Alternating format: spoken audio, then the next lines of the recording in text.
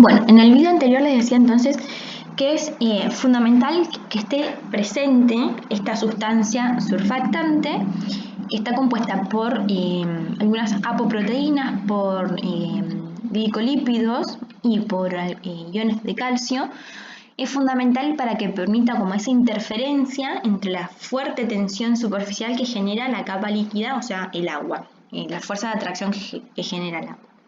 Y de esa forma permitir el comportamiento elástico del pulmón. Es decir, de que algo de tensión superficial tiene que haber para que el pulmón para que el alveolo, colapse un poquito, pero luego se tiene que producir alguna interferencia para que se dilate de nuevo y de esa forma se dé un comportamiento elástico para el ingreso y el egreso de aire. En esta zona de intercambio gaseoso sabemos que los neumonocitos son las células que se encargan de producir esta sustancia surfactante y lo hacen a partir de la semana 28 de gestación y luego en toda la vida adulta. ¿Qué sucede? Habrán escuchado hablar muchas veces de que cuando los bebés nacen prematuros, menores a 7 meses en general, menor a 28 semanas de gestación, no tienen desarrollados los pulmones. En realidad el pulmón sí está desarrollado, la estructura anatómica está desarrollada. Lo que todavía no llegaron a desarrollar es la sustancia surfactante. Entonces el alveolo se encuentra colapsado todo el tiempo. Al estar colapsado todo el tiempo no se puede producir el ingreso de aire, no se puede producir el intercambio de aire y no se puede producir la respiración. Por eso no pueden respirar por sí solos. Y ahí es donde se le llega a poner una inyección para que puedan justamente producir, para que estos neumonocitos puedan producir la sustancia surfactante. Estos neumonocitos tienen receptores para glucocorticoides que pueden, justamente se le inyectan corticoides que aceleran la producción de sustancia surfactante en el pulmón fetal. Y cuando un pulmón está muy colapsado, también porque hay mucha tensión superficial que tiende al colapso, se puede inyectar con algún tipo de corticoide a la persona, se produce mayor sustancia surfactante y de esa forma se dilata y la persona puede respirar mejor. Y otra estructura anatómica que además de la sustancia surfactante y la tensión superficial, una estructura anatómica importante es el tejido intersticial que forma parte de la estructura del pulmón, que está cubierto por fibras elásticas de colágeno y fibras reticulares que forman como una red justamente, que son las que colaboran con el proceso elástico que debe tener el pulmón para producir el intercambio gaseoso. O sea que es decir que la tensión superficial más la sustancia surfactante y el tejido intersticial son los que permiten el intercambio gaseoso. Y acá en esta imagen podemos ver, esto es un solo saco alveolar, un solo alveolo. Vemos que acá en este caso hay un edema pulmonar, es decir que hay agua dentro del alveolo, pero vemos que estas son las células alveolares. Vemos que hay una pequeña capa de agua en el exterior y la sustancia surfactante. Aquí, la sustancia surfactante, y lo que se ve acá más borroso es un capilar. Son las células que forman la pared del capilar y lo que permite que se produzca el intercambio de gas. Acá podemos ver cuando la sustancia surfactante está impidiendo esa mayor fuerza de atracción de la tensión superficial de las moléculas del agua, el alveolo está dilatado o distendido. Y en esta imagen donde no hay sustancia surfactante vemos como el alveolo está colapsado, es decir que se achica y al estar colapsado no hay espacio para que ingrese el aire y no se puede producir el intercambio gaseoso. Y les había dicho que también una estructura muy importante es la pleura visceral. Nosotros sabemos que, claro, lo habrán visto en anatomía, que la pleura es como una capa membranosa que recubre la parte interna de la caja torácica, que es la pleura parietal, que está cerca de la pared, y la pleura visceral justamente es la que recubre el pulmón. Se va a relacionar con esta pleura parietal y es importante que haya una cavidad interpleural entre la pleura visceral y la pleura parietal. Acá, como les decía, la parietal recubre la parte interna del tórax y esta cavidad pleural tiene una escasa cantidad de líquido, que es importante que haya líquido pero en poca cantidad, y justamente es muy importante para transmitir esta presión entre el tórax y el pulmón, facilitando el desplazamiento del órgano. Entonces, cuando los músculos intercostales, el diafragma, los músculos secundarios que colaboran con el proceso de respiración de forma voluntaria, permiten que la caja torácica se distienda y de esa forma, al tener conexión las dos pleuras, se distiende el pulmón, puede ingresar el aire y cuando se relajan los músculos, se achica el espacio intertorácico, se achica el espacio pulmonar y se puede eliminar el aire.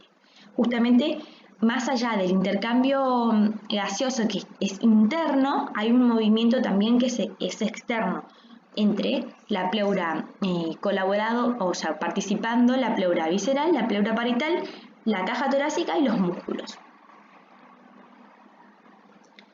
Y acá vemos cómo en esta imagen está la pleura parietal, la que está unida, la roja es la que está cercana a la caja torácica, el espacio interpleural, que es esta parte blanca, y en azul la pleura visceral. Siempre tiene que estar, fíjense cómo están íntimamente ligadas, íntimamente relacionadas, y tiene que haber un mínimo líquido, una mínima cantidad de líquido en este espacio interpleural para que esa fuerza de atracción y esa tensión superficial que genera el agua entre sí permita que estén unidas, que no se separen estas pleuras, que no colapse el pulmón por un lado y se dilate el tórax por el otro. Fíjense, para poder interpretar esto, cuando ustedes ponen, en algún momento si tienen por ejemplo alguna mesa que sea de un símil granito o mármol, ese estilo de material, y hay un poco de agua y ponen arriba por ejemplo algo una bandeja del horno por ejemplo, o alguna estructura de metal, y fíjense que si hay agua en el medio quieren levantar para arriba y tienen que ejercer mucha fuerza, porque justamente hay que vencer esa fuerza de atracción que tienen las moléculas de agua entre sí. Es más fácil en ese caso desplazar hacia el costado, llegar a un espacio donde no haya agua y de esa forma levantar la estructura, levantar la fuente o levantar la estructura de metal o lo que sea. Hagan la prueba también a veces con una superficie de vidrio y dos superficies de vidrio interpuestas entre sí con agua. Fíjense que es muy difícil separar el vidrio.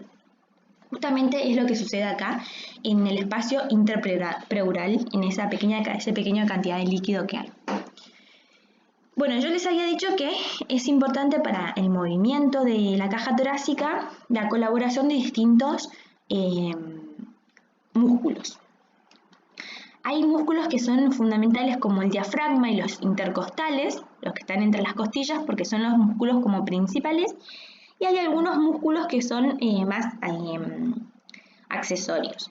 Para una inspiración normal va a participar el diafragma y los intercostales, y si la inspiración es forzada porque quiero introducir mucha cantidad de aire dentro del pulmón, van a participar los escalenos, el esternocleidomastoideo y el pectoral mayor. Fíjense que estos son accesorios que colaboran con los músculos de la inspiración normal.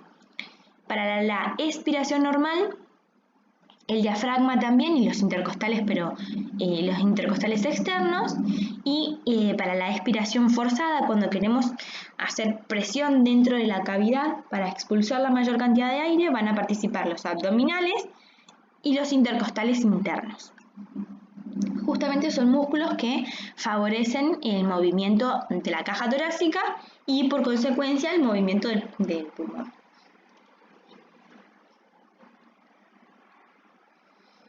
Bueno, en esta imagen también lo que terminamos de ver es cómo está compuesta la membrana alveolo-capilar.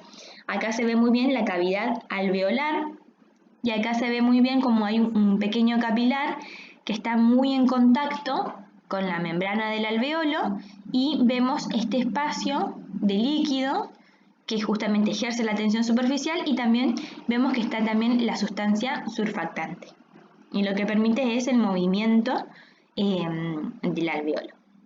En realidad, el movimiento del alveolo y tener la mayor cantidad de tiempo de forma dilatada para que ingrese el aire, es decir, evitar el colapso. Bueno, vamos a hablar un poquito acerca de la ventilación pulmonar y alveolar. El aire atmosférico está compuesto en un 21% de oxígeno, en 78% la mayor cantidad de nitrógeno y un 1% de otros gases. Y sabemos muy bien que el gas que necesitan nuestras células para poder funcionar es el oxígeno. Cada gas tiene una presión parcial de acuerdo a su porcentaje. ¿Sí? Habrán escuchado hablar eso de la presión parcial que ocupa el oxígeno en cierta altitud. Por ejemplo, el oxígeno ocupa 150 milímetros de mercurio a nivel del mar. Si subimos, si nos alejamos del nivel del mar, o sea, vamos a lugares de mayor altura, hay menor presión parcial de oxígeno. En realidad hay menor cantidad de gases y menor cantidad de oxígeno. Por eso necesitamos respirar más veces por unidad de tiempo para conseguir la misma cantidad de oxígeno que necesitamos para que nuestro organismo funcione correctamente. Por encima del nivel del mar, cuanto más nos alejamos, disminuye la presión parcial de oxígeno en forma proporcional a la altura. Mayor altura, menor presión parcial de oxígeno.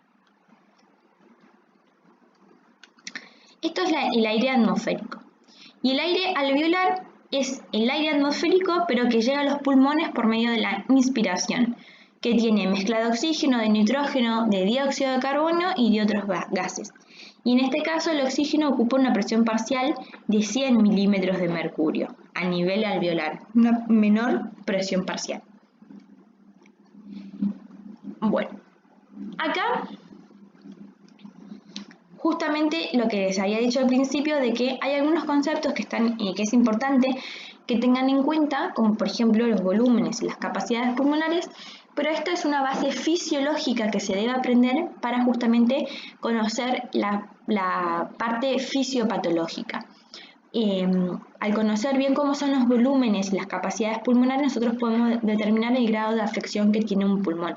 Cuando se hace una espirometría, depende de cuál es el volumen que se alcanza, podemos determinar cuál es la capacidad pulmonar y podemos llegar a conocer qué tan afectado está el órgano. Justamente para eso se estudia esta cuestiones fisiológicas. Lo vemos en el próximo video.